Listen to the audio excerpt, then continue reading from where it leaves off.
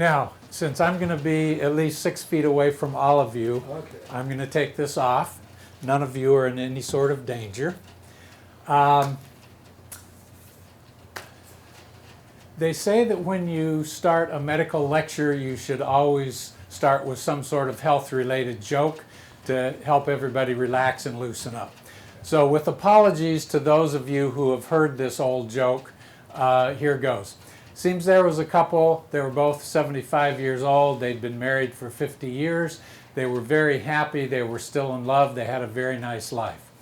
However, there was one fly in the ointment, and that was the husband was a bit of a procrastinator. And in spite of being in his mid-70s, he still hadn't gotten around to applying for his Social Security benefits. So one day the wife gets short-tempered about this, basically kicks him out of the house. Go take care of this, don't come back until you've done so. Can you see me better now? Better. Oh, Okay. and you look so much better, too. So much younger. Oh, by the way, let me tell you, I recently broke a tooth and my dentist put in a temporary and it fell out a couple of nights ago. It's now held in by super glue. I don't know how long that's going to stay there. If it falls out during the lecture, I'll be your hillbilly doctor for the day. How's that? That sounds good. Okay, so this wife kicked out the husband, told him to go take care of Social Security.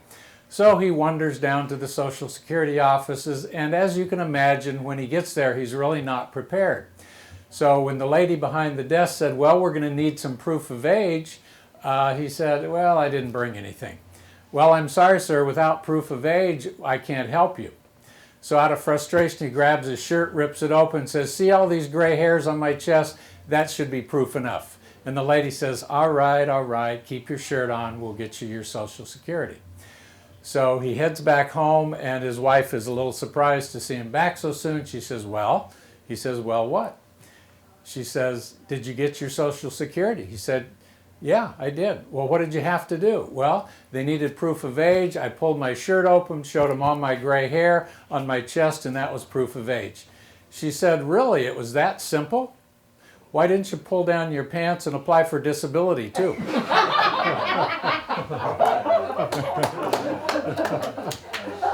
All right, here's a very much shorter joke that nobody could ever consider even a little bit raunchy. Okay. So, what do you call a white bear with severe mood swings? Well, that would be a bipolar bear.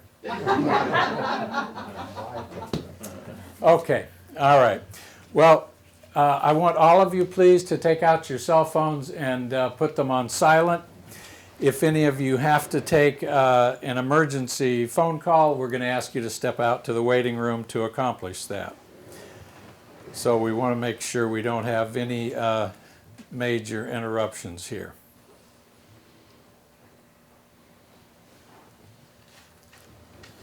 All right, thank you very much. Now, how many of you know the secret of life? Breathing. Breathing? Well, that's pretty good. That's not quite what I had in mind. I'll tell you what, those of you that are willing to stick around to the end of the lecture, I'm going to tell you the secret of life. So if I forget, please be sure and remind me, okay? All right, let me tell you a little bit about myself. I've been practicing medicine here in the desert. This is now my 41st year. For the first 10 years of that, I was an ER doctor at the trauma center in Palm Springs. And I hope none of you needed my services back in the 80s, but if you did, I hope I did a good job for you. Starting in the early 90s, as much as I love the emergency room, 10 years of that stress was enough. And so myself and another doctor ran the chain of Eisenhower urgent care centers in the desert. And then in 1996, I had an epiphany. Now, prior to that, I had experienced my own personal series of major medical problems. Now, I was too young for that, but it happened anyway. And certainly a lot of it was related to the stress of working in the trauma center, okay? So one problem after another, after another, after another, mainstream medicine didn't seem to have any good treatments for that. And so that started me to search for alternatives. And after a half a dozen episodes where I found the answers in holistic medicine that mainstream medicine didn't have, I made the very difficult decision to make the switch to holistic medicine. Okay? Now, I had to do a lot of soul searching, because if you think peer pressure in high school was bad, it's nothing compared to the peer pressure in mainstream medicine. Okay? And so I had to honestly get to the point where I could say to myself, I don't care what my colleagues think because I know I'm doing the right thing. Okay? So what is the difference between mainstream medicine and holistic medicine? In mainstream medicine, we were taught to identify symptoms that we could then treat with drugs or maybe surgery or some procedure or radiation or chemotherapy. Okay? In holistic medicine, we're taught to look beyond the symptoms, try to find the true underlying cause and correct it. They're looking for the quick fix, we're looking for the better fix. Okay? Now, the people who came to my emergency room back in the 80s, they all needed a quick fix. So there is absolutely a time and a place for that, okay? But when you're sitting comfortable in a chair like you are now, that's the time and place for a better fix, okay? So if we're looking for true underlying causes, what are we talking about? Well, there are a lot of answers to that, but the big four are stress, present or past, nutritional deficiencies, hormonal deficiencies, and toxicity. And as we'll get to very shortly, all of these tie into the whole Alzheimer's issue. Okay? So number one is stress. The human body has stress glands, which are called, who knows the answer to this question? We want some audience participation if we can. Yes, sir? I'd say the adrenals. Adrenals, that's right. When we're walking down the dark alley at 2 in the morning and the bad guy with the knife jumps out of the shadows, we get a big surge of adrenaline from our adrenals, okay? So that we can cope with the stress by running for our lives or fighting for our lives, fight or flight, okay? Well, in a very real sense, adrenals are a critically important part of the foundation upon which the rest of our health stands. So if there's an adrenal problem that's not being addressed or not being recognized and addressed, then nothing else we do is going to give the results we're looking for, because we're building on a weak, shaky foundation.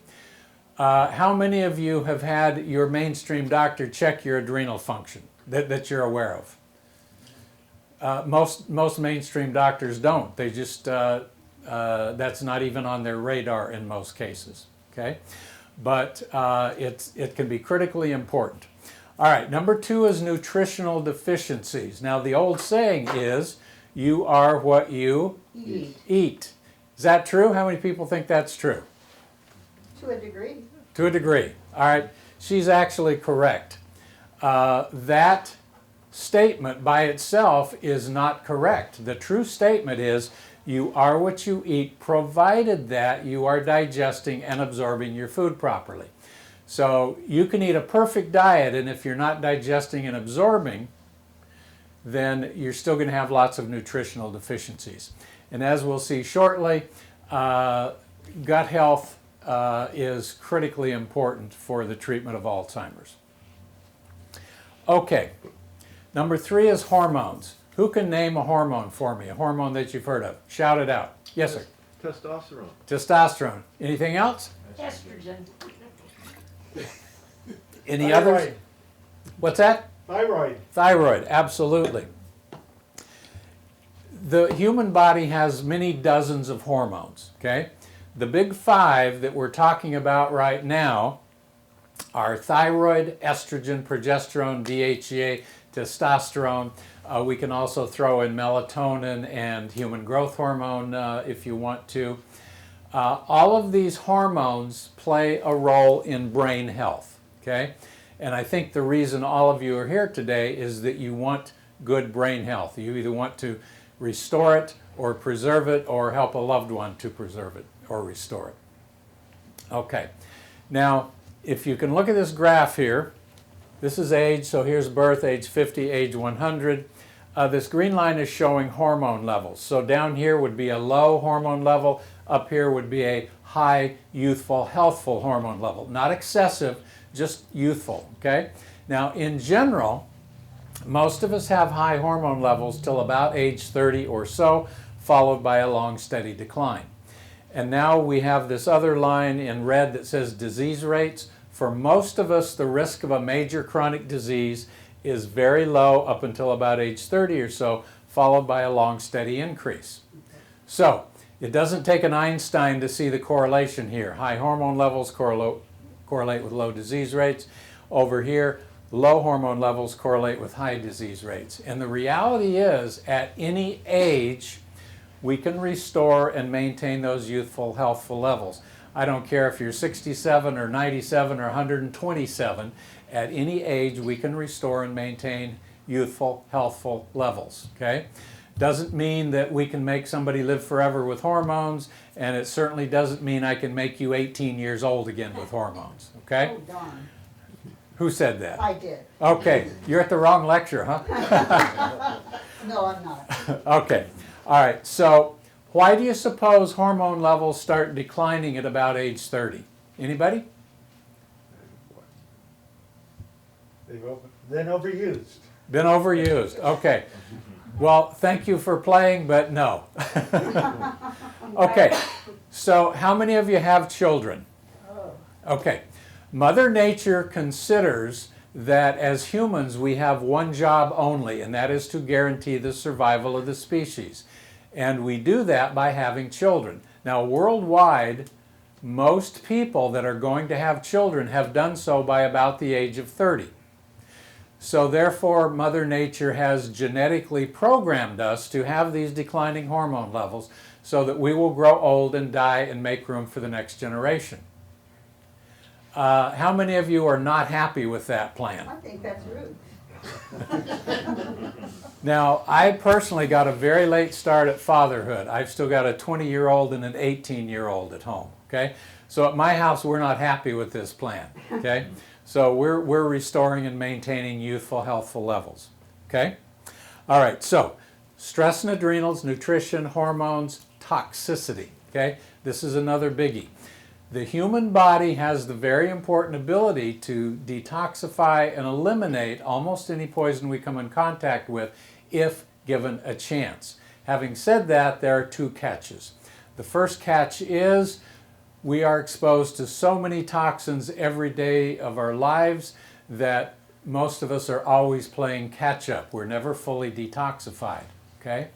And present day, there are well over 100,000 synthetic chemicals in our environment that did not exist 100 years ago. They've been created in labs as food preservatives, as food colorings, as pesticides, herbicides, etc., etc., etc. Okay, so we live in a toxic soup of toxins, and we're always playing catch up.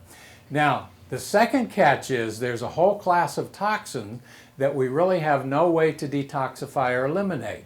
Anybody have any idea what I'm talking about here? Anybody? Heavy metals? We're talking about heavy metals. Lead, mercury, arsenic, cadmium, aluminum, tin, nickel, uranium, plutonium, etc. Okay? Since the dawn of the Industrial Revolution over 200 years ago, we've been putting more and more and more heavy metals into our environment, okay, through our mining and manufacturing activities. And so present day, there are heavy metals everywhere. In the air we breathe, the food we eat, the water we drink, our antiperspirants, some of our beverage containers, cookware, clothing, toothpaste, cosmetics, dental fillings, vaccinations, toys from China, candy from Mexico. Have you noticed I couldn't say all of that in one breath? Also in our cars, our navigation systems, our computers, our cell phones. So if we're exposed to them every day of our lives, and we are, what happens? They accumulate in our body because we cannot detoxify and eliminate them to any significant extent. Okay? So why do we care? Now, keep in mind that the more years we've had on this planet, the more time we've had to accumulate heavy metals. Anybody in here over the age of 20? A few? A couple? Okay, so all of us have had a lot of years to accumulate heavy metals. What do they do to us? They speed up the aging process. They speed up the hardening and clogging of the artery process. They play a huge role in heart attacks and strokes. They cause dementia. They suppress our immune system. Now, according to a double-blind study from Switzerland, on average, heavy metals increase our cancer risk through suppression of the immune system. They increase our cancer risk by blank percent. Somebody fill in the blank, shout out a number that you think might sound reasonable. 50. 50? Do I hear a higher number, please? Somebody? Anybody? 75. What'd you say? 80. 80? Higher? Try again. 90. Higher? Try again. 98. You guys are not even in the right ballpark here. Much, much, much higher. 900%. Wow.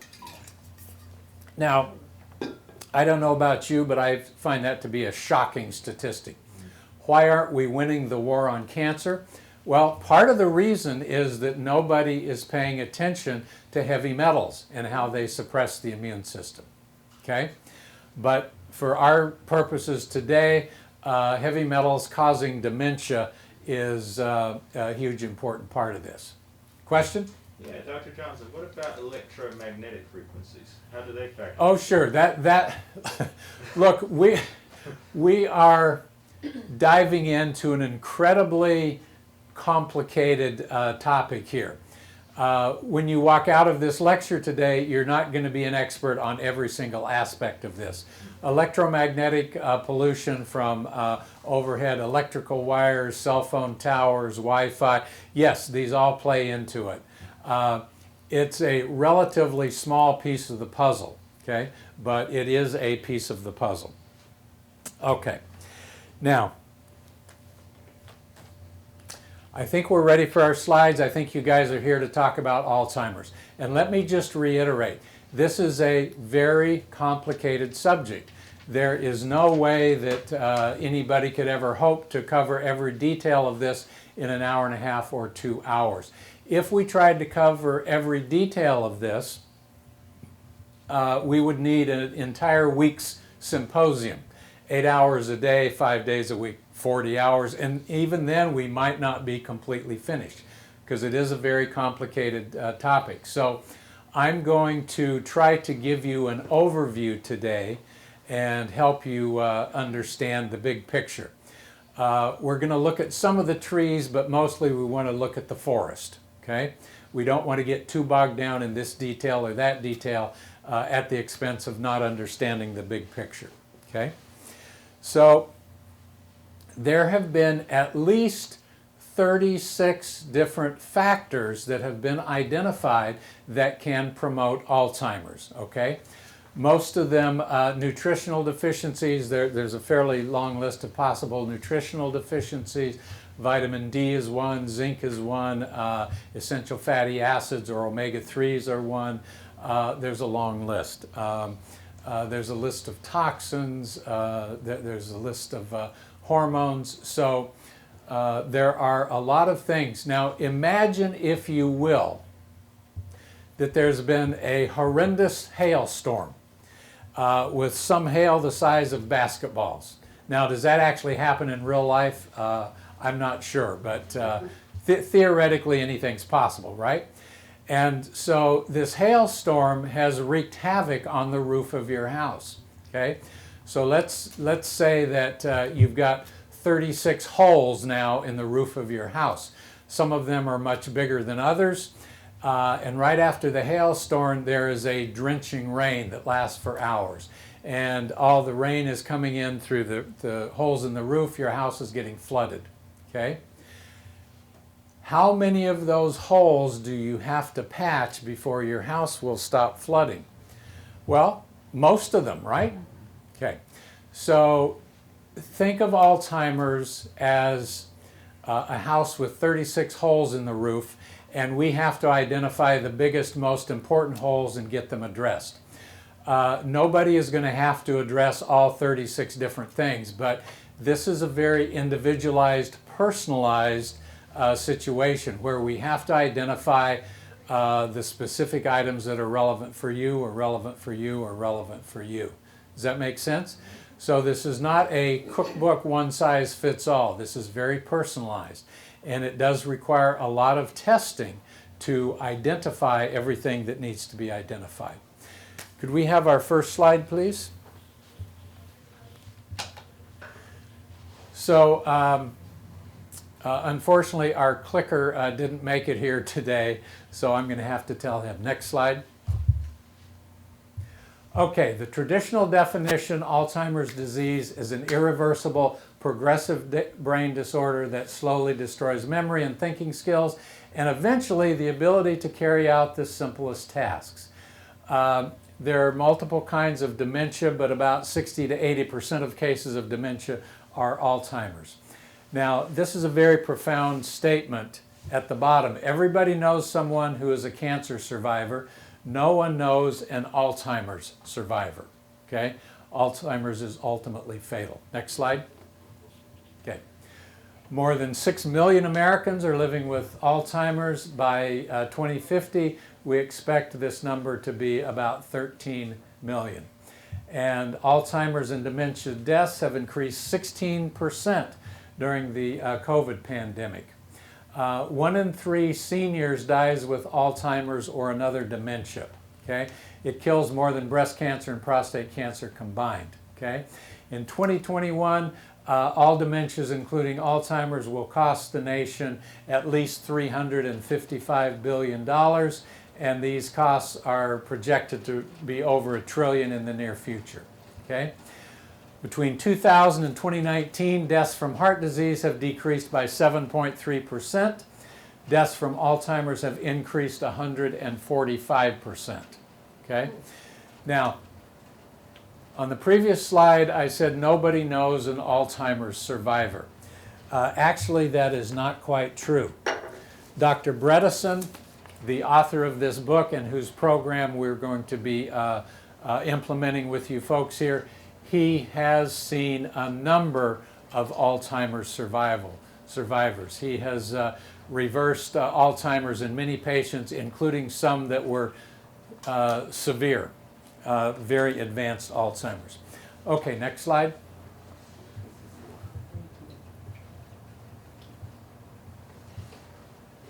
Okay, so women seem to be most affected by Alzheimer's in the sense that 65% of Alzheimer's patients are women, and 60% of the caregivers for Alzheimer's patients are also women. Okay? Would you say that that's because women tend to live longer and outlive all of the men that die off with other issues first? I believe that is an important part of the answer to that question. Yes, indeed. Yes, indeed. Okay? So in 2020, caregivers provide an estimated 15.3 billion hours of care. Amazing. Next slide. Okay. Now, the conventional Alzheimer's disease treatments. Everybody's heard of amyloid plaques being associated with Alzheimer's, right? Yes. Okay. So what causes amyloid plaques to develop? Well, we know at least 36 different items and problems that lead to these amyloid deposits in the brain. Okay? So when you develop a medicine to target and try to remove and eliminate amyloid plaques, you still haven't addressed the true underlying cause. And so what is called monotherapy, therapy by prescribing one drug, is basically guaranteed to never work, because we have to look at the big picture rather than focusing on that one tree in the forest that is amyloid plaques. Okay? So mainstream medicine views the amyloid plaques as the enemy. These amyloid plaques destroy synapses between nerve cells. It is estimated that we all have at least 500 billion cells in our brain, neurons they're called, okay? These neurons have to talk to each other, okay? And the way they talk to each other is through connections that are called synapses, okay? Depending on which expert you talk to, it is estimated that there are between 500 trillion and 1,000 trillion synapses, okay? So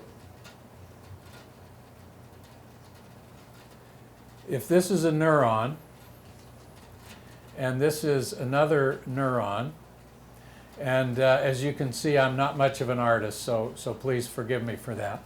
This is a synapse, okay, where these two cells talk to each other. They do that by releasing things called neurotransmitters, okay? Special molecules that can send a message from this cell to this cell, okay?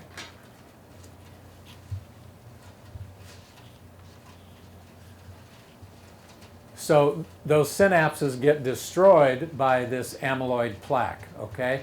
And the amyloid plaque eventually will kill the nerve cell itself, which eventually leads to cognitive impairment. Now that's a phrase that if you don't know, you should try to get familiar with.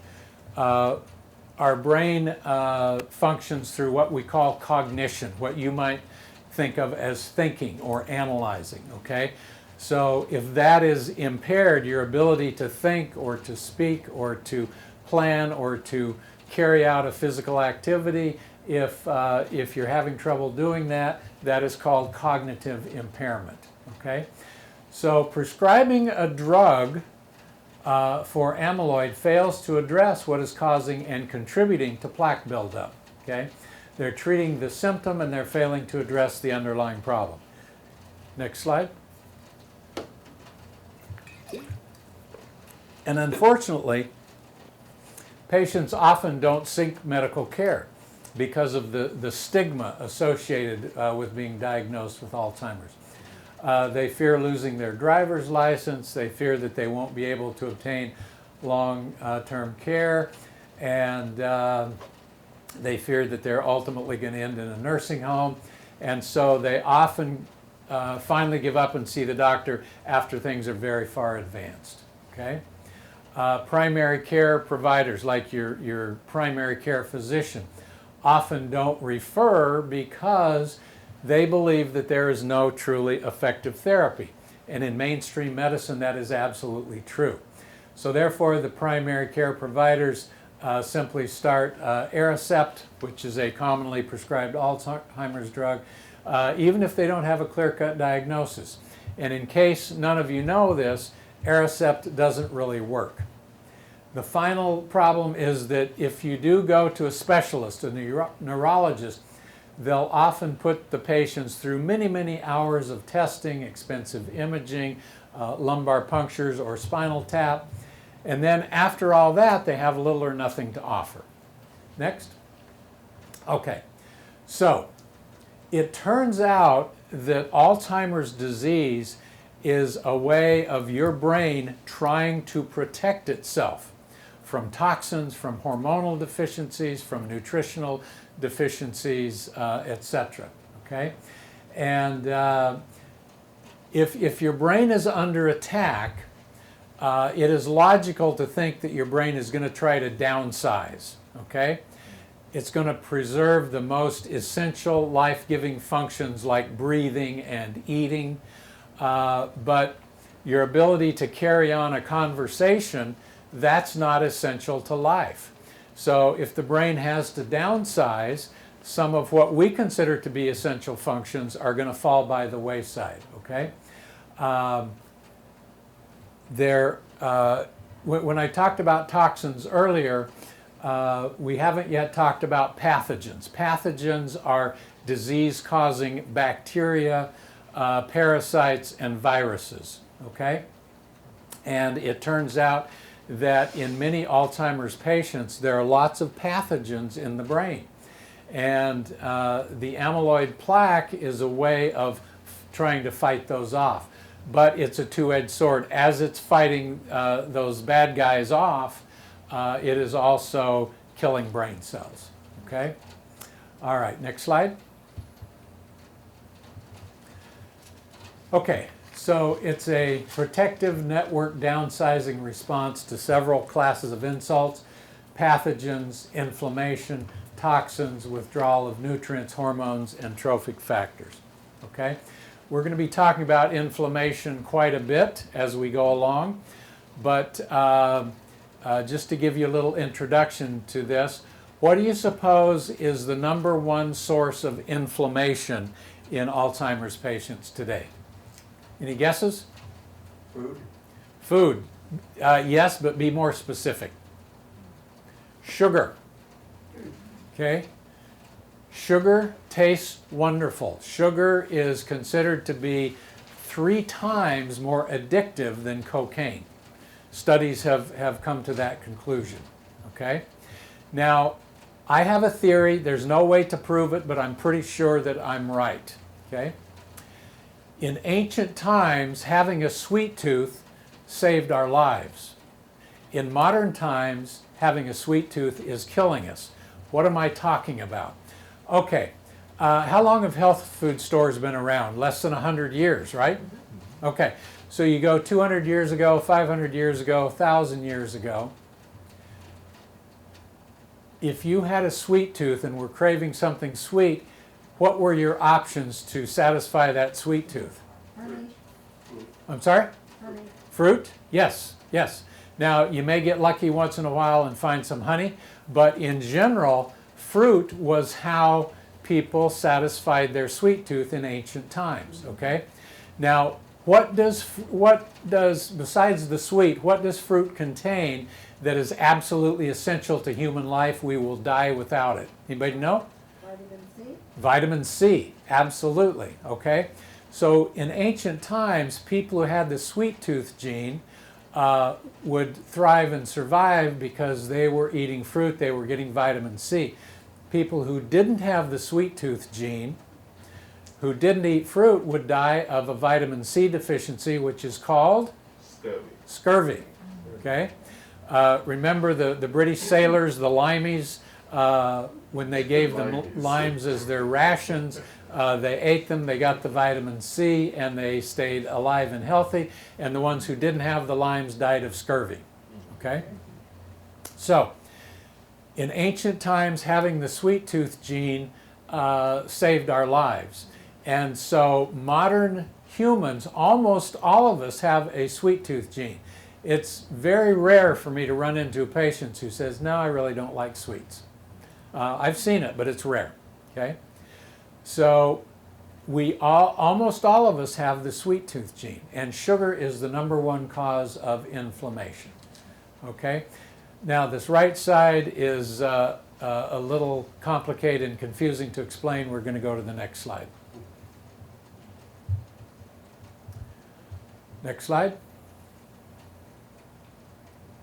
Sorry, we have to skip over some of these that are just so complicated that it's going to take too much time and it's going to be overwhelming and confusing. Thank you. Okay, now this one, I'm not going to go into all of this detail, but there is something very, very critically important here that I want you to understand, okay? This is a cell wall. This is a chain of protein protruding through the cell wall. So sorry. It's okay. We good now? Okay. This is called APP, amyloid precursor protein. Okay? Now this is critically important.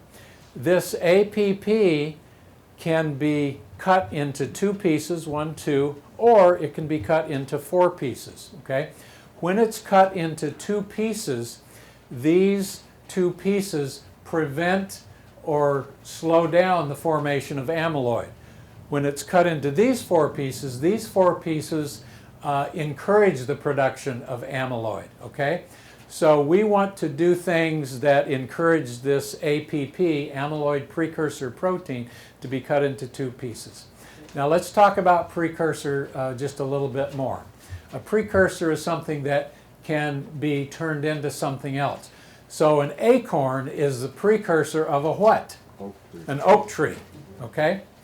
A lot of you have children. I trust that most of your children have been raised to be happy, honest, productive members of society. But we all know people that have had children that grew up to be criminals or bad seeds or whatever you want to call them. Okay, so that newborn baby was the precursor either to the good adult or the bad adult. Okay, so the rest of this is going to focus on the types of things that we need to do to encourage this to happen rather than this to happen. Okay? All right. Next slide. Next slide. Way too complicated. Okay, now there are some genetics here. Who has heard of the ApoE4 gene? Anybody heard of that? Okay. You can think of this as the Alzheimer's gene. Okay? When it comes to genes, we always have two copies. We have a pair of genes, okay? You can have 0 of these genes, you can have 1 of these, you can have 2 of these, okay? If you have 1 of these, in the general population, most of whom do not have this gene, the risk of Alzheimer's is a little less than 10%. If you have 1 of these genes, the risk of Alzheimer's is going to be closer to 20%. And if you have 2 of these genes, the risk is going to be greater than 50%. Okay? So knowing whether or not you have this gene is an important part of this entire discussion, because if you do have this gene, the approach needs to be skewed in one direction as opposed to skewed in another direction if you don't have that gene. Okay, next. Way too complicated. Next. Okay, so here's the roof with 36 holes that I was talking about earlier. Okay, notice here's a very big hole, here's a medium hole, there's some little tiny holes. Okay, and so our job is to figure out which of these holes are present in your roofs or the roofs of your loved ones or your relatives. Next. Oh, wait. Go back one. No, I was right the first time. Next. Okay.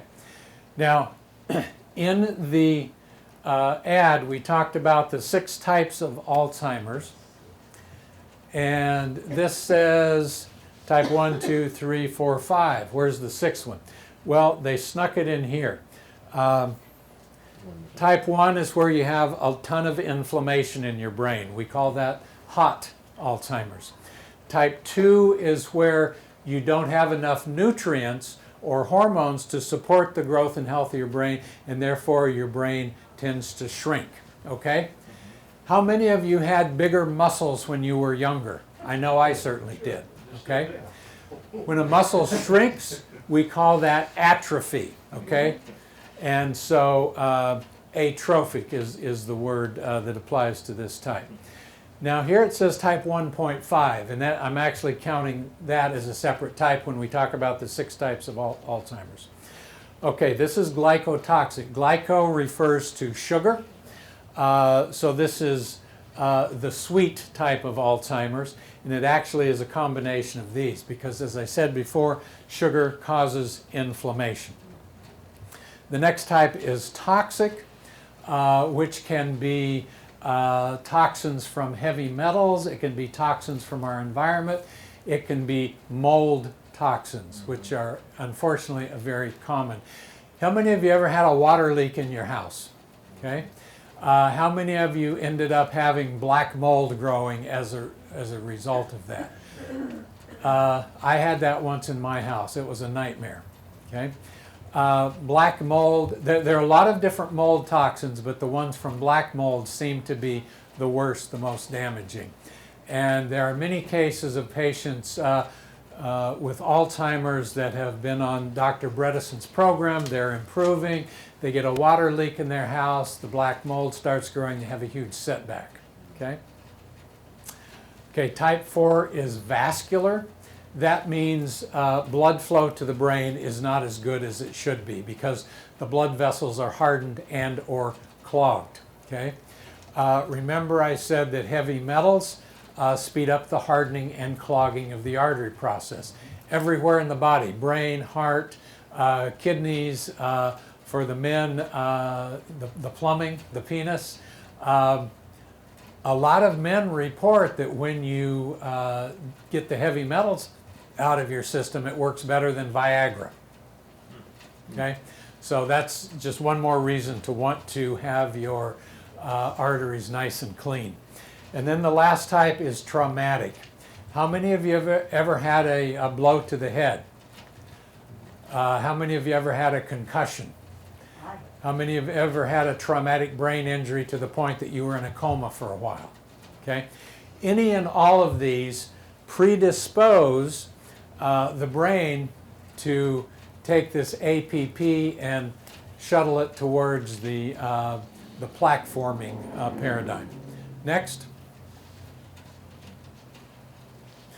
Okay, we're going to do a brain scan on you. I hope you don't look as goofy as I did when I was getting my brain scan. Okay, this is called the Evox, and it's this special cap. Go ahead and go back. It's a special cap that has all of these electrodes that touch your scalp, and it measures the electrical activity in your brain. Okay, next. Okay, so we call this neuropsychological testing, and they reflect a person's ability to perform daily tasks effectively.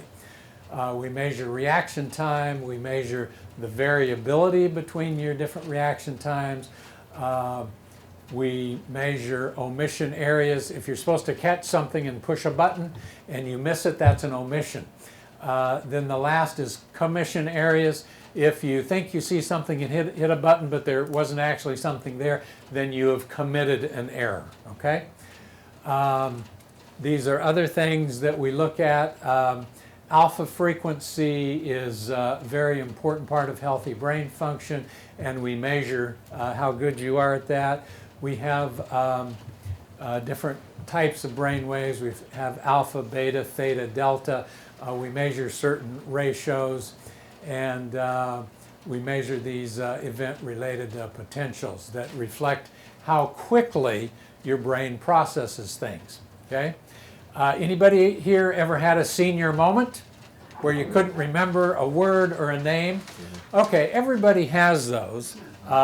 Even most 20 and 30-year-olds. They don't have them nearly as often as us older folks do, but they still have those. Well, that reflects our brain processing speed, how quickly we can find the word we're looking for or the name we're looking for. Next. Okay, so this reveals the natural electrical activity of the brain. The head maps are a visual representation of the difference in activity between a patient's brain and a standardized database. In other words, we know what a perfectly healthy brain looks like on this scan, and then we can compare your scan to an ideal one. Okay, so over here we see red. That recognizes too many brain waves of a certain type. Green is optimum. Blue is cold. That recommends a deficit of the brain waves that we're looking for and expecting to see in certain areas in certain situations. Okay? Next. Okay. How many of you have ever had a colonoscopy? Okay? Fun, huh? Oh, yeah. Okay, so now we're talking about a cognoscopy, okay? We're gonna put a colonoscopy camera into your brain, okay? We're going to do a colonoscopy of your cognitive ability, so a cognoscopy. So there are certain tests that we need to do that involve saliva samples, stool samples, urine samples, blood samples, genetic testing, brain scanning. Next. Okay. So monotherapy, trying to find a single drug that's going to solve this problem, it is not the answer. 99% fails, and I believe that the more accurate number is actually 99.99% fail. It virtually never works. Okay. So what do we want to do? We want to prevent and reduce inflammation. We want to optimize your hormone levels, your trophic factors. We talked about atrophy, which is a shrinking.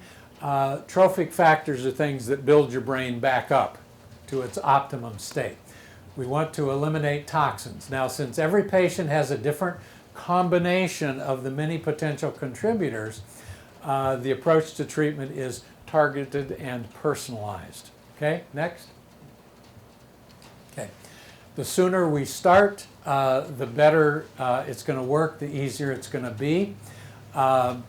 Compliance is important. Now, what does compliance mean? It means the patients are complying with the doctor's recommendations. They're following the program. And you got to stick with it. It's possible in a few cases to start to see a little bit of improvement within a week or so. More commonly, it's a minimum of 3 months. And 6 months is actually much more realistic. Okay? We do want to identify what's wrong. We don't want to just blindly say, here, take this, take that, do the other thing. Okay? And as we go along, we want to keep optimizing. The program can be very complicated, and so we can't have you do everything all at once on day one. We have to work into this at a pace that you're comfortable with. Okay? We have to keep optimizing. We have to keep retesting so we can be diligent about our lab values so that we can optimize them. And we want to do what we can. Don't let perfect be the enemy of the good. How many of you are perfectionists? Okay, stop it. Okay, look, the problem with being a perfectionist is the attitude tends to be, if I can't do this absolutely perfect, I'm not going to bother. Okay?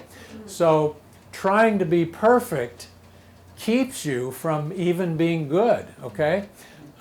Most of you aren't going to be perfect, but most of you can be good. And so we don't want perfect to be the enemy. Next. Okay. There's a nutritional approach. We have to look at gut health. Okay? Anybody ever had a gut feeling? Okay. Well, there's actually some very hard, solid science behind that. Many doctors are now saying that half of our brain is in our gut. Okay? And so gut health is critically important. We will not be able to do everything we need to do with your brain unless we're addressing gut health. Okay? We've got to do detoxification, whether it's heavy metals, whether it's mold toxins, whether it's pesticides, whatever the case may be. Now, speaking of pesticides, anybody heard of Roundup? Yeah. Okay. Glyphosate is the scientific term for it. And the more we learn about it, the more horrifying it is. Okay? That's why eating organic is so important, because most crops grown nowadays are sprayed with Roundup. Rather than just spraying the individual weeds with Roundup to kill them, that's too time consuming. They just spray everything with Roundup. And they genetically modify the crops so that the Roundup doesn't kill them. Okay? So we don't want to eat GMO. We don't want to eat non-organic. Okay? Okay, hormonal support. As we talked about here, I believe most of you are down in this area somewhere. We can't just assume that and blindly start prescribing hormones. We need to know precisely what your levels are, your starting point, and then we'll have to monitor as we progressively bring your hormones back up to where they belong. Does anybody work out in the gym? Anybody lift weights? Okay. So, the very first time you went to the gym, if you tried to bench press 300 pounds, what do you suppose would have happened? Okay, I'm bench pressing, and I drop it and I probably break my neck and kill myself, okay? Trying to bench 300 pounds on the first gym visit is a shock to the system. We have to work up to that gradually. And with hormones, we don't just jump you from here to here in one step. We take baby steps. We start low, low dose, and go slow. Slowly increase. Give your body a chance to adjust to that. Okay? Sleep. Sleep is absolutely critically important. Okay? In our modern competitive society, a lot of people seem to think it's a badge of honor by saying, oh, I get along on 6 hours of sleep a night. I've heard people say I get away with 4 hours of sleep a night. Well, they're not doing themselves any favors. They're damaging their brain. Sleep is critically important. Sleep apnea, where you stop breathing periodically during sleep, is being recognized as a critically important problem. Most of you will need a sleep study. You don't have to go to a sleep lab. We have a device that we'll send you home with, and you'll do your sleep study at home. But if you have sleep apnea, it is critically important that you get that diagnosed and addressed, because oxygen is a critically important trophic factor. What's a trophic factor? It's something that builds up your brain, okay? And when you stop breathing in your sleep, guess what? You're not getting any oxygen, okay? I have a dentist friend of mine, and it's a long, complicated story that I'm not going to go into, but basically he said to me, Dan, I think you have sleep apnea. And I said, are you kidding? I don't have sleep apnea. That's insane. If I had sleep apnea, I would have some indication of it. He said, I'm pretty sure you got to do a sleep study test. No, I'm not going to do a sleep study test. Yes, you are. He basically forced me to do a sleep study test. Guess what? I had severe sleep apnea. Okay? I had no clue. I was stopping breathing 30 times an hour. Question, Doctor. Yes. What about snoring? That's What about snoring? One of the clues, if your wife said, you keep me awake all night with your snoring. Yes, most people that snore have sleep apnea. That's right. Not 100%, but snoring is one of our first clues that sleep apnea may be present. Now, classically, we say it's the people that are morbidly obese, it's the people with great big thick necks that are more likely to have sleep apnea. We're finding out that's not necessarily true. Okay? I'm certainly not morbidly obese. I don't have a thick neck. I didn't have the classical risk factors, but there it was. So sleep is critically important. Exercise is critically important. Okay?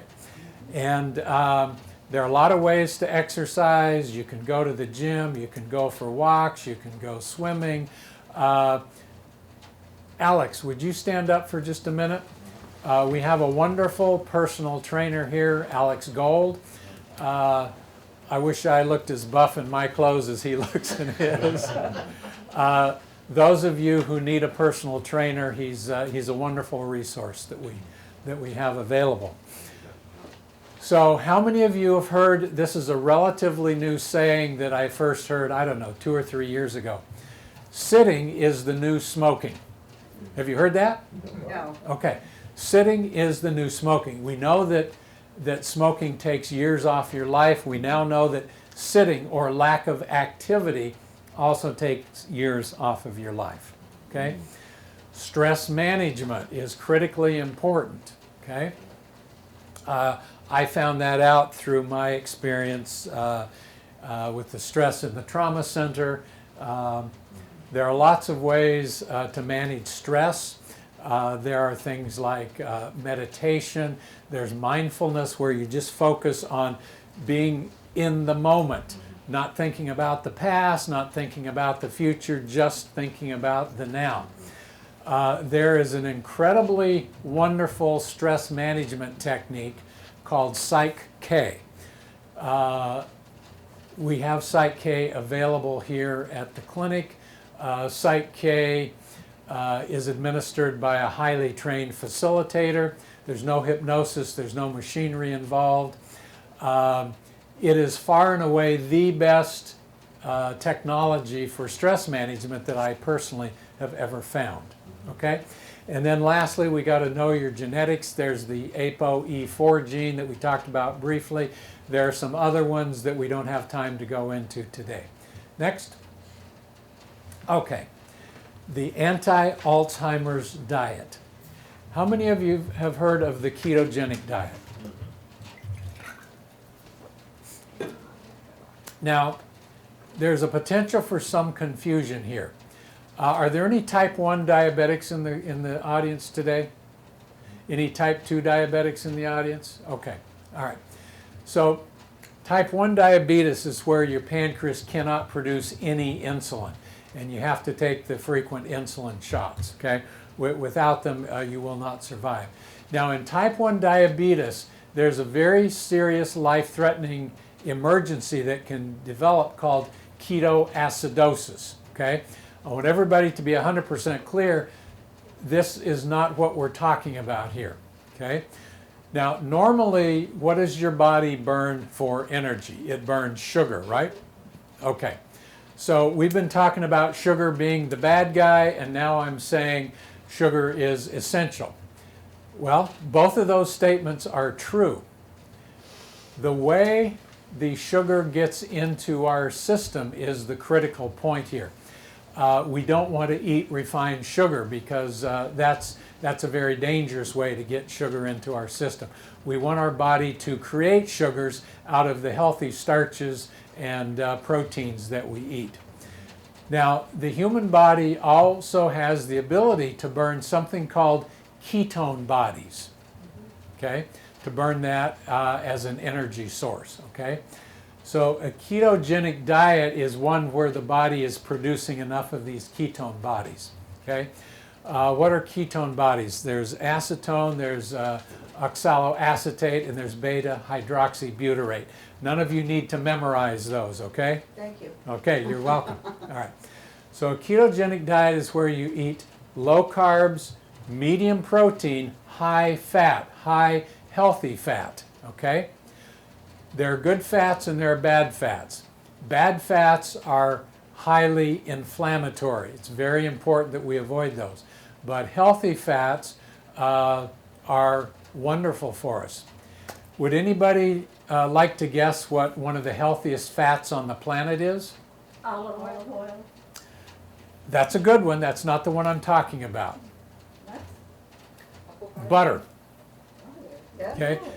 Okay, everybody gasp and be horrified for just a minute. What am I talking about? I'm talking about organic grass-fed butter. Okay. Organic butter from grass-fed cows. That is actually one of the healthiest fats that you can eat, okay? But you can't just go to the grocery store and grab any old butter. It has It has to be organic, it has to be grass-fed, okay? Very expensive. Costco has some, it's not that bad. Okay, so what else about the ketogenic diet? We want you to fast for at least 12 hours from your last meal of the day until your first meal of the morning, okay?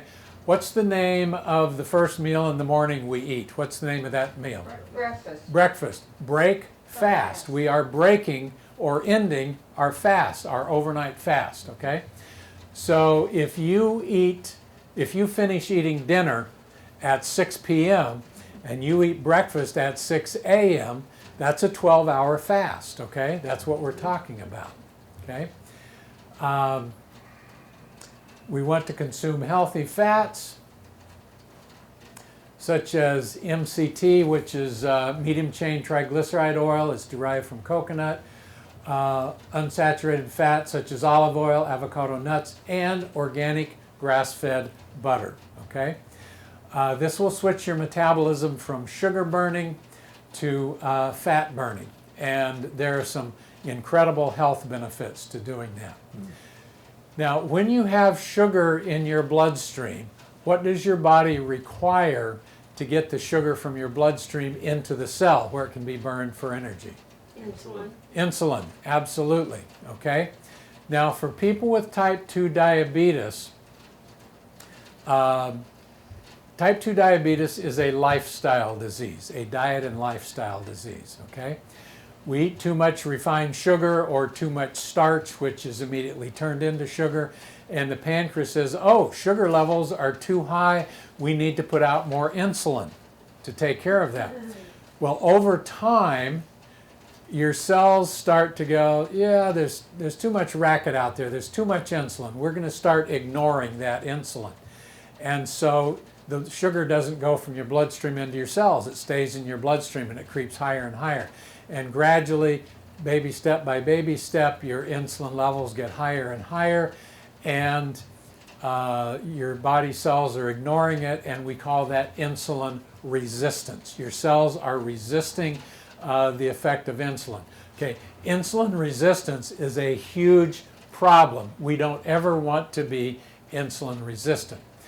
So the progression is we're healthy, and then we develop insulin resistance, and eventually we develop prediabetes, and then finally we develop full-blown diabetes, okay? At any stage, this can be reversed, okay?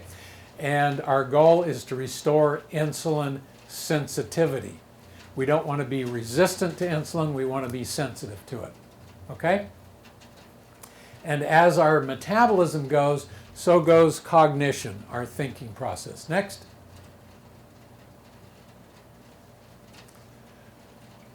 Okay.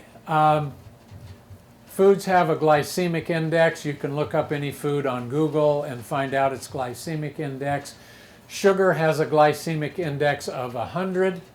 What we want to do is eat foods that have a glycemic index of 35 or less. That should be the bulk of our diet. We should avoid processed foods. We should avoid gluten and dairy. Does anybody know, every cell in your body has little miniature power plants to create energy. It's where we burn the sugar to create energy. Anybody know what those power plants are called? Mitochondria. Mitochondria, excellent, okay? Every cell in your body has about 1,000 mitochondria, except your brain, your eyes, your heart, okay? Those organs disproportionately use much higher amounts of energy than most cells do, and therefore they need more of these power plants. Okay, so gluten, even if you're not allergic to gluten, gluten is toxic to our mitochondria. It kills mitochondria, and therefore everybody's going to do better on a gluten-free diet. Okay, that says avoid gluten and dairy. Let's make that dairy, shall we? Okay. We want to avoid dairy. Why? Dairy contains a fair amount of protein, right? The major protein in dairy is called casein. There's also some whey protein. Whey protein is very good for us. Casein is a protein that is also toxic to mitochondria. So for that reason, we mostly want to avoid dairy. We want to eat good fats, not bad fats. We want to eat whole foods. Ideally, we cook like our grandparents did. They didn't come home from the supermarket with processed foods. They came home with the whole fruits and vegetables and cooked from scratch. And that can be very difficult for us to do 100% of the time, but like everything else, even if we can't do it perfectly, we want to do our best, right? Okay, fish. Fish is optional. Fish is certainly a good source of protein and a good source of healthy fats. The problem is so much fish on the market is contaminated with heavy metals. Wow. So you want to mostly eat what are called the smash, okay? And when you get your free copy of this book on your way out, that's in here. The smash fish. S is for salmon, M is for mackerel, A is for anchovies, S is for sardines, H is for herring, okay? All of your favorite fish, right? Okay. Those are the healthiest fish and the least likely to have significant amounts of heavy metals, okay? Now, meat. Organic grass-fed meat is fine, but we don't want to eat in excess, okay? Think of meat as a condiment, just a small portion, maybe a couple of ounces of a filet mignon or whatever your favorite cut is, okay? Probiotics and prebiotics, those are things to keep our gut healthy. Probiotics are the healthy bacteria in our gut. Prebiotics are the things that feed those healthy bacteria, okay? The fiber we eat in our whole foods, those are prebiotics. They're also prebiotic supplements. Digestive enzymes, as we age, we tend to be less effective at producing digestive enzymes. And then we can help to optimize nutrition and cognitive protection with supplements. There are a number of supplements that help us to break that APP, that amyloid precursor protein, into the 2 helpful segments rather than the 4 harmful segments. Next. Okay, stop SAD. Yes, sir. Chicken and poultry, what about that? Turkey, chicken? Organic, cage-free. Okay. Okay, especially eggs. Eggs are good for you if they're organic, cage-free. Okay, and the idea that we should just eat the egg whites and throw away the yolks is absolute nonsense. Now, if you're eating standard commercial eggs, that is actually true. But if you're eating organic, pasture-raised eggs, then you want to eat the yolks. Okay. Raise our own chickens then. I'm sorry? We should have probably raise our own chickens. If you want to, absolutely. I'm certainly in favor of that. A lot of city zoning ordinances are not in favor of that. Okay, the very first 2 words, stop SAD, stop SAD. Who knows what SAD stands for? Standard American Diet. Okay? The standard American diet is an absolute disaster. Fast foods are an absolute disaster. If you want to speed up the onset of Alzheimer's, eat at a fast food restaurant 3 meals a day, and your mission will be accomplished. So the standard American diet is full of processed grains, refined sugars, industrial seed oils, doesn't provide nutrient-dense foods, okay? We want to choose food that's rich in protein. Fermented foods like sauerkraut is good. Vegetables, other nutrient-dense whole foods. Antioxidant, we want to make sure we got plenty of folate or folic acid, other B vitamins, omega-3 fatty acids, and there are a number of other supplements to consider that we don't have time to go into today. Next. Okay, so high insulin and high glucose are 2 of the most important risk factors. Now, there's something called IDE, insulin degrading enzyme. After insulin has done its job, your body has to break it down so it can be recycled, okay? And so the body degrades insulin using this IDE. However, IDE also breaks down amyloid, okay? And so if you're using up all of your IDE to get rid of your excessive insulin, then you don't have enough to break down the amyloid plaque, okay? So a lot of complicated intertwining factors here. Don't think that you need to completely understand all this today, because that's just not going to happen. If we had a room full of first-year medical students at the top of their game, none of them would get all of this on one lecture, okay? Back? Let's see. So if IDE is tied up degrading insulin, it isn't degrading the amyloid, and therefore amyloid is increasing, which contributes to Alzheimer's. Next. Okay, so what does regular exercise do? It reduces insulin resistance. It increases the ketones or the ketosis. There's a very important molecule called BDNF, brain-derived neurotrophic factor. Okay, and when you increase ketosis, you increase this molecule in your brain, okay? And so that supports your neurons and your synapses. Next, it increases the size of your hippocampus. Your hippocampus is a critically important part of the brain. You can think of it as a central switchboard. Different parts of your brain are doing different things and communicating with other parts of your brain. Those signals have to pass through the hippocampus, the central switchboard. So if your hippocampus is shrunken, your cognitive function is not going to be very good. So this BDNF improves the health of your blood vessels. It helps to reduce stress. It improves sleep. It increases the survival of newborn neurons that are created in the brain process called neurogenesis. Up until fairly recently, it was believed that once your brain reached full maturity at about age 30, that was it.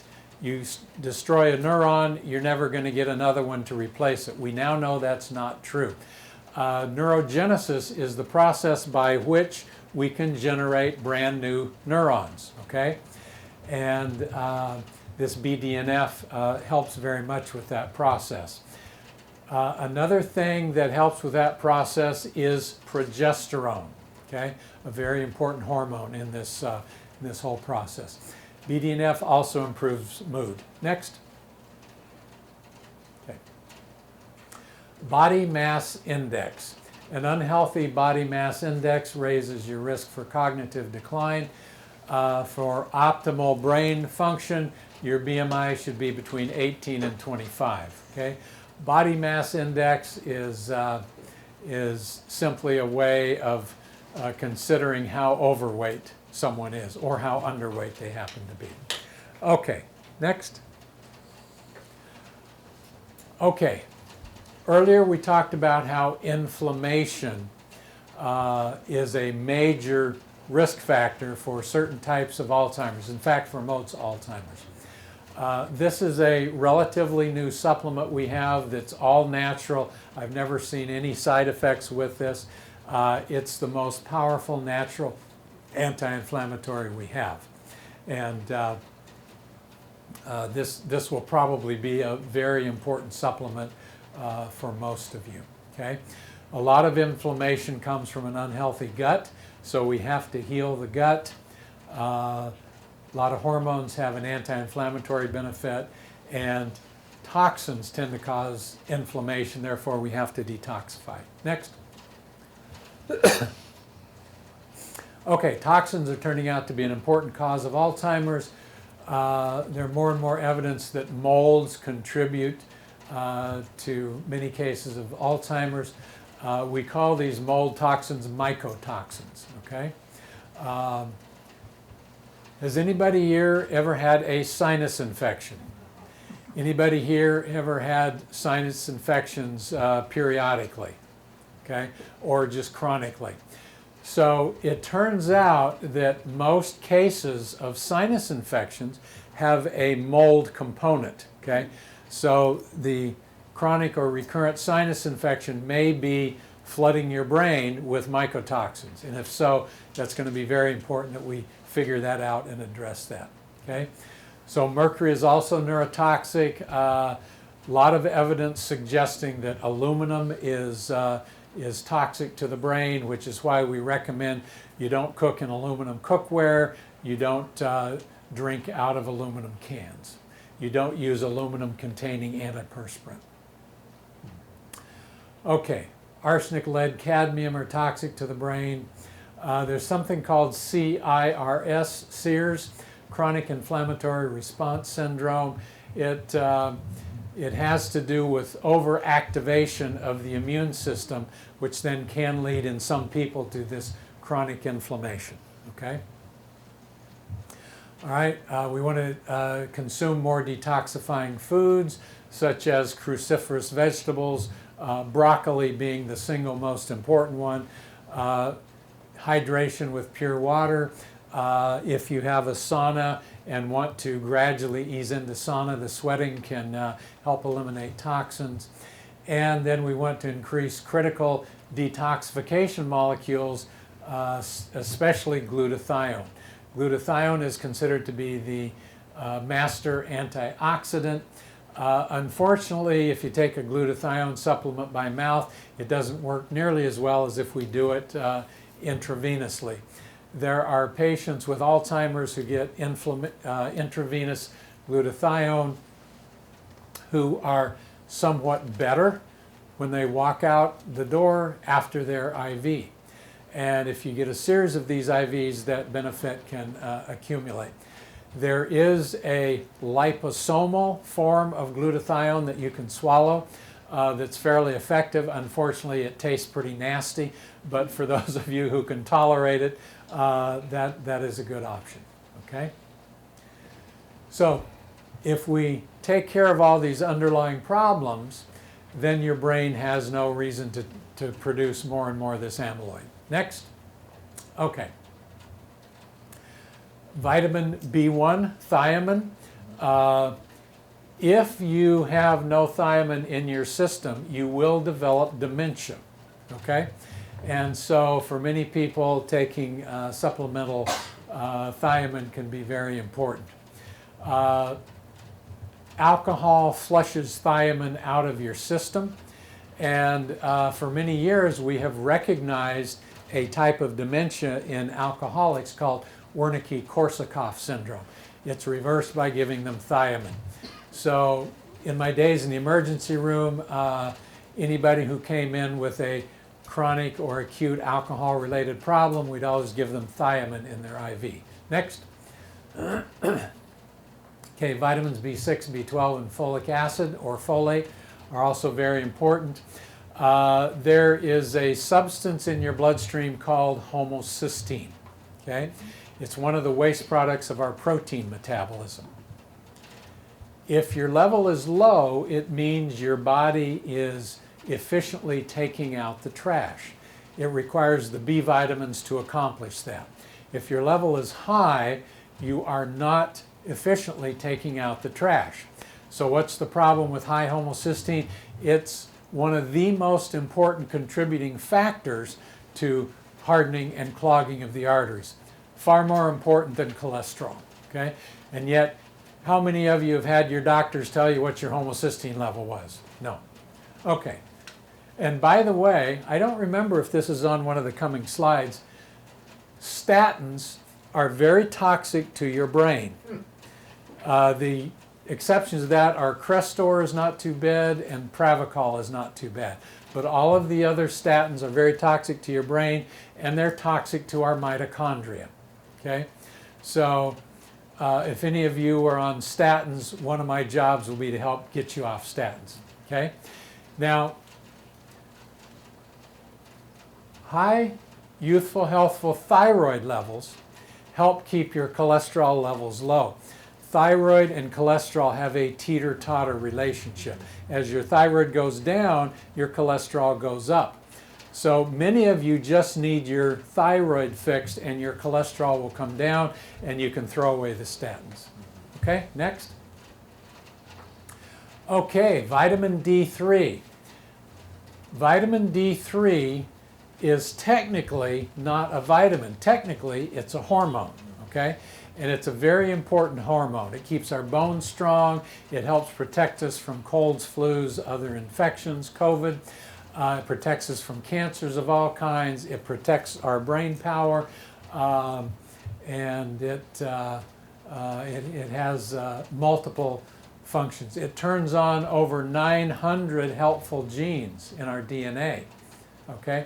It helps reduce inflammation. When our vitamin D level is suboptimal, the right genes are not activated properly, and we want to have a vitamin D level up at the very high end of the range. Mainstream doctors will say if your level is 30, you're in the range, that's perfectly fine. I say, no, that's not even close to fine. We want you 80 to 100, preferably 90 to 100. And if anybody here would like to hear the home cure for COVID, are you ready? Okay. 150,000 units of vitamin D3 at the first sign of symptoms. Repeat the next day, repeat on day 3. Okay? 150,000 units a day, 3 days in a row. Just take it all in one swallow, one dose. You don't need to spread it out. Now, your vitamin D3 level will go over 100, which is higher than we want to keep it for the long haul. So then you go 3 weeks with no vitamin D3, and then you go back to your regular daily dose of vitamin D3, which for most of you should be about 10,000 units per day. Okay? That's what it requires for most adults to keep their vitamin D3 levels optimal. We won't know for sure until we do blood tests, but that is a perfectly safe starting place. There is no risk of overdose with the types of numbers that I've just stated to you. Now, if you go into your mainstream doctor and your level is 90, he'll probably go, oh my God, you're on way too much vitamin D3. You've got to stop taking that immediately. No, you don't. You keep taking the dose that is helping you to maintain that youthful level. Okay? Doctors get almost zero instruction in nutrition in medical school. Okay? In my 4 years of medical school, I got 30 minutes of nutritional instruction. Okay, that is pathetic, that is appalling, that is criminal. I can summarize what they taught me in 30 minutes by saying the following. Eat a healthy, well-balanced diet, and you don't have to worry about taking vitamins. Well, what's a healthy, well-balanced diet? Oh, you'll figure it out. That's criminal. It's absolutely criminal. Mainstream doctors have virtually no nutritional training. Next. Okay. That's sad. It's very sad. It's very sad. Okay, too much copper and too little zinc are associated with dementia. We'll have to do testing to find out where you stand with that. But I can tell you that most of you are deficient in zinc. Okay, most Americans are deficient in zinc. Next. Okay, magnesium is critical for brain function. We consider magnesium to be the most important mineral in the human body because it's required for over 300 different bodily functions, okay? One of which is healthy cognition, okay? When you deliver it to the brain by pairing it with an amino acid, especially the one called threonine, cognition improves, okay? Next. Okay. I mentioned glutathione a few minutes ago. Here we're going to talk about selenium and glutathione. Glutathione is the water to put out the fire. Selenium is the firefighter that helps get the water where it belongs. Okay? And so selenium can be a very important brain boosting supplement as long as you're also addressing the glutathione issue. Next.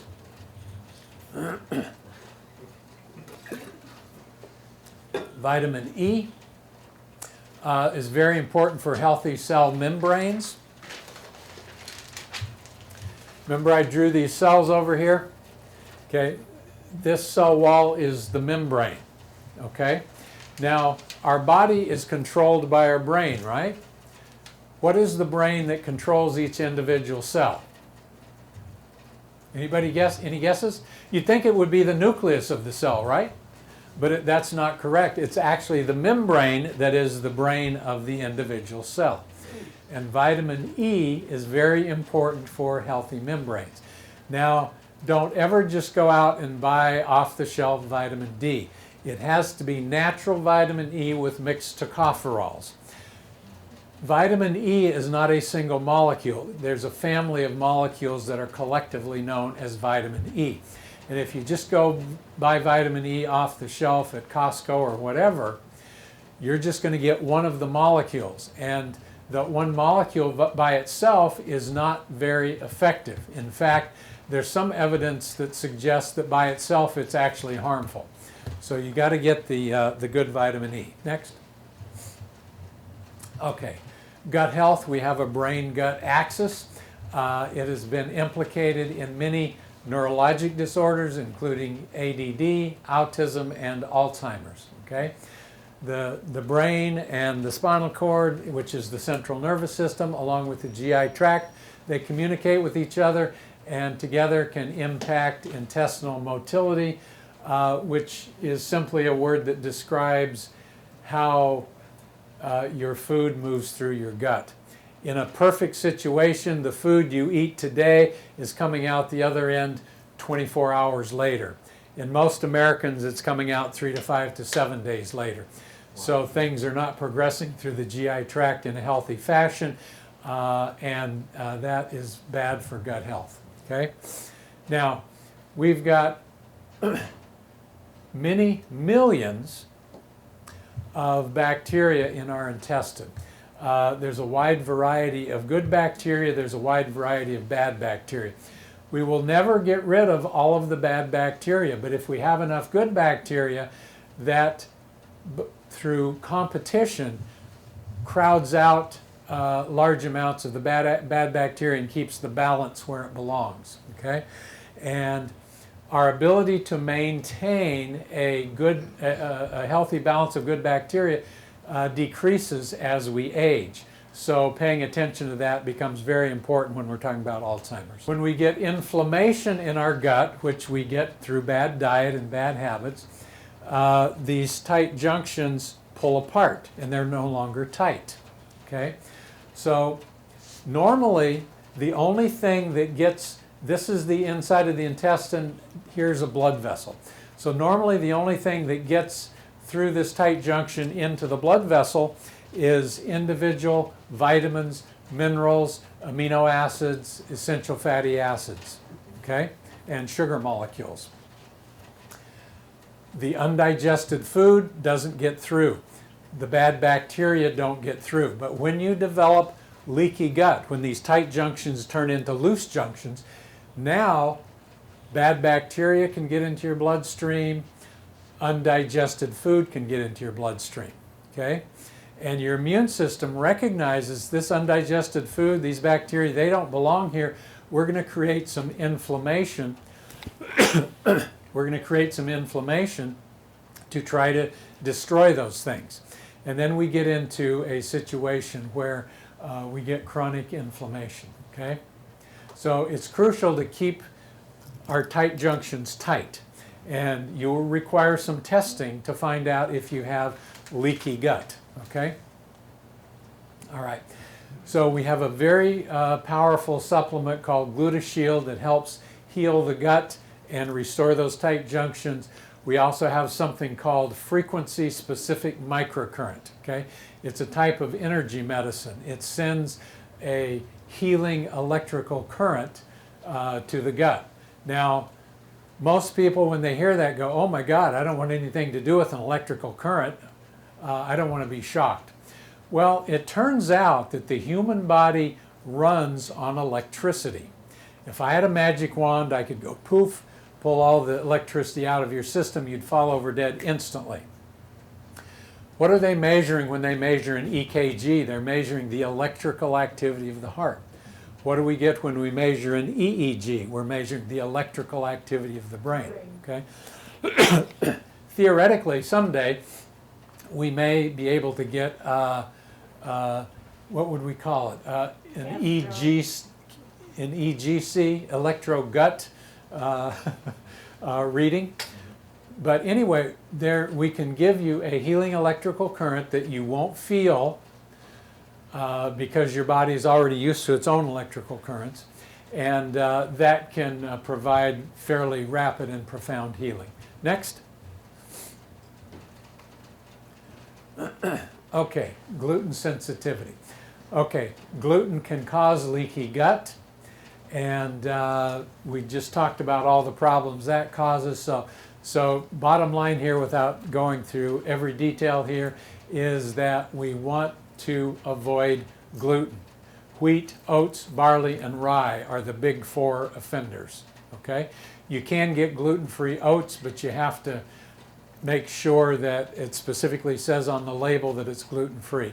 If not, it has been processed and is cross-contaminated with the gluten from the wheat, the barley, and the rye. Next. Okay, now we're going to talk about the blood-brain barrier, the BBB, okay? This is similar to the tight junctions that we talked about in the gut. The blood vessels in the brain have these tight junctions that's called the blood-brain barrier to prevent things that don't belong in the brain from getting through. But unfortunately, a growing list of disease-causing bacteria, viruses, and fungus have turned up in the brains of patients with Alzheimer's. Where does it come from? Well, some of it comes from your mouth, okay? People with gum disease, people with root canals, these are unfortunately fairly common in your mouth. And so that's another factor that we have to look at. So Alzheimer's actually reflects a protective response to many different infections, inflammatory or toxic insults, okay? Your brain is trying to protect itself by downsizing. When you downsize, you don't have as many things to worry about, and you theoretically can do a better job protecting the things that you do want to worry about, okay? So, just as we can develop a leaky gut, we can develop a leaky blood-brain barrier. And bad bacteria can access the brain through the nose, through the gut, and through the mouth and the eye. Next. Okay, I think we've already covered this. All of these hormones are very important. Pregnenolone is sometimes called the memory hormone, and that will probably be important for all of you. Next. Okay, sleep. Sleep affects our thinking processes through multiple mechanisms, okay? So, has anybody here heard of the lymphatic system? It's part of our body's detoxification system, okay? Just as we have blood vessels throughout our body, we have lymphatic vessels throughout our body.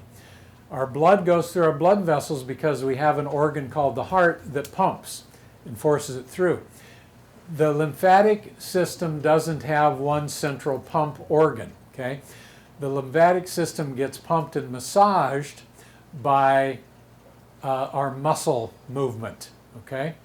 I don't know if any of you noticed this big silver device in the back corner here. That's called a turbosonic. You stand on a platform for 10 minutes while it bounces up and down. That is far and away the most powerful way of stimulating lymphatic drainage, okay? Now, you can get lymphatic massage by a properly trained massage therapist. That's helpful, but it's expensive. At home, you can bounce on a rebounder. One of these mini trampolines this big around, sets this high off the floor, and you just, okay? And that can also help lymphatic drainage. Not nearly as powerfully as the turbosonic, but it's very useful. Now, does the brain have a lymphatic system? The answer is yes and no. It does not have the traditional lymphatic system, okay? But there's some brand new information. This has been very recently discovered, okay? Neurons have other little cells around them called glial cells, G-L-I-A, or glia. These glias are support cells. They help keep the neurons healthy, okay? And they also have a type of lymphatic cleansing detoxification system, okay? This system, they initially called it the glial lymphatics. Now they simply call it the glymphatics, okay? Now, the glymphatic system, the cleansing system, only functions when we are sleeping, okay? It's not functioning right now, it only functions while we're sleeping. And interestingly enough, they found that sleeping on your side allows your glymphatic system to function a little bit more efficiently than sleeping on your back or your stomach, okay? Go figure. Do we have a clear-cut answer as to why this is the case? Not that I'm aware of, okay? So, what else is important about sleep? Well, we don't eat when we're sleeping, so we're fasting, and we are improving our insulin sensitivity, okay? During sleep, our brain cells activate this bizarre word here, which looks like autophagy, but is actually pronounced autophagy, okay? Autophagy is the process of the cells consuming themselves, really recycling themselves, recycling the cellular components, okay? And it's when, to whatever extent we're able to get rid of the amyloid, that happens, okay? So, lack of sleep increases the risk of obesity, the risk of diabetes, and cardiovascular disease, all of which are risk factors for Alzheimer's. Okay, next. Okay, we want to reduce stress because stress is associated with poor memory and cognitive function. I'm sure all of us have been in some acutely and severely stressful situations in their life. I know I have. And almost everybody says, I can't remember anything. I go to the grocery store and forget what I went there for. I have no idea where I put my car keys. Acute stress destroys short-term memory. Chronic stress tends to destroy long-term memory, which is to say it increases the risk of Alzheimer's. Okay? So stress management or reduction, Site K that I mentioned earlier, is a very powerful, excuse me. Have I been talking too much? Well, you seem to be educating us, so I guess not. Okay, thank you. Good answer. So I believe we have the top Site K facilitator here of any west of the Mississippi. She's absolutely wonderful. And any of you who are having any stress, even just the stress of having Alzheimer's, the stress of hearing. I have the stress of this stupid air conditioner freezing me out. Oh, okay. Are you freezing? Take care of that. Okay, Thank you. Charles, Yeah. Charles, Figured as much. it's on the opposite side of this wall. Just reduce the temperature. Yeah, just Thank you. turn it up 1 degree warmer. So sorry. Thank you for pointing that out. It's just me, it's just on me. No, it's. Would you like a blanket? Maybe later. I might have to go to sleep during this if I have a blanket, so don't do that. Okay. All right, next. That'd be too cozy. Okay. Now, how many of you knew that low cholesterol is a risk factor for Alzheimer's? Okay?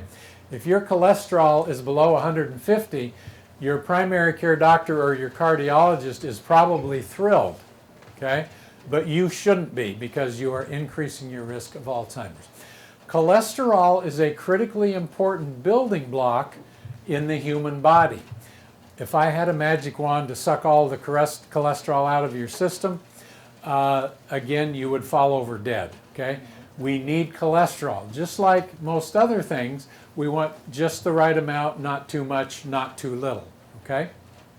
So what's the right amount? I'm sorry? What is the right amount? Around 200. Yeah. Okay, so cholesterol is a key part of cell membranes, including the membranes of our brain cells. We don't want damaged cholesterol, and we don't want too much of the bad cholesterol, the LDL, okay? Untreated low thyroid tends to cause elevated cholesterol. Most statins are toxic to the brain. Pravachol and Crestar are less toxic than the others. Next.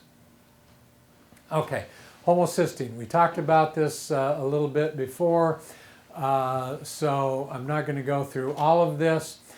We need the B vitamins, especially vitamin B6, B12, folic acid, and then there's something called TMG. It sometimes goes by an alternate name of betaine. And then we need a high potency B complex to balance out the whole lot of them, okay? Now, most doctors pay no attention whatsoever to homocysteine, okay? But if they do, and your reading is 15 or less, they will tell you, oh, you're in good shape, don't worry about it. I want your homocysteine level to be less than 6, okay? And if you take that homocysteine level from 15 down to 6, you have just reduced your risk of heart attack, stroke, Alzheimer's by about 80%, okay? Now that's a big deal, and so it's very important we pay attention to homocysteine. Next. Okay, genetics, we already talked about this. If you have ApoE4, if you have that bad gene, your optimal diet will be a little bit different than if you don't have that gene. Next. Okay, this Evox test, it's not just diagnostic, it can also be therapeutic. We can do biofeedback and neurofeedback, which is basically a series of brain exercises you do while you're hooked up to the machine, and it tells you when you're doing things properly, and you start to get a sense of how that feels, and then you can repeat that in your everyday life, and if you practice long enough, it just becomes second nature. Okay, next. Next. Okay. So all of you are wondering how many millions of dollars this is going to cost, right? Unfortunately, we cannot give you an exact number because some of you need this test and not that test, and this test is more expensive, and we don't know for sure where we need to go with the testing until we get into the process, okay? Having said that, I do want to point out the following information. If you have Alzheimer's, you're probably going to end up in what's called a memory care facility, right? It's like a nursing home. The doors are locked so that you can't wander off and wander into traffic, right? So in this area, memory care facilities cost about $5,000 or $6,000 a month, okay? In Anaheim, where Charles's other clinic is and where I spend some of my time, memory care facilities there cost about $12,000 a month. Okay, so let's say you've got a nest egg of $100,000, okay? And for some of you, it's probably much bigger than that. For some of you, it may be less than that. If you're spending $12,000 a month on memory care, how long does it take you to exhaust your $100,000 nest egg? Okay. Probably forget before I know what my nest egg is. Well, but someone's going to be managing your financial affairs for you. So it's going to take less than a year, and your money is exhausted, and now what? They kick you out on the street? So no matter what this Alzheimer's reversal treatment costs, is it better to invest your money in that, or is it better to hold onto your money and then have it exhausted in less than a year in a memory care facility? Okay, I'm not saying that treatment's going to cost $100,000. Shouldn't be anywhere close to that, but it's not going to be cheap. It's not going to be $2,000. Okay, and there are so many things that we can do that we don't necessarily have to do, but can be very helpful. Hyperbaric oxygen can be extremely helpful. Intravenous stem cells or exosomes can be very helpful. Something called intravenous NAD can be extremely helpful. In this book, he's going to talk about NAD, and he talks about NAD supplements. And I'm here to tell you that the NAD supplements don't work very well. Intravenous NAD, on the other hand, works quite well, and of course is much more expensive than the supplements. Now, There was a question. Question? Yes, sir. Is any part of this covered by insurance, Medicare or other plans? Well, the simple answer is Medicare and other insurances don't pay for what we do. Technically, theoretically, there are certain tests that we might try to run through insurance. However, if we do that, now the insurance company is in the driver's seat. They can dictate to us what treatment we can offer and what we cannot offer. And that will completely sabotage everything we're trying to do for you. They will say, yeah, you can prescribe Aricept and that's it. And we all know that Aricept doesn't work. Okay? So it is out of pocket. Okay, so the secret to life is to die young, Have a good as look at late this. in life as possible.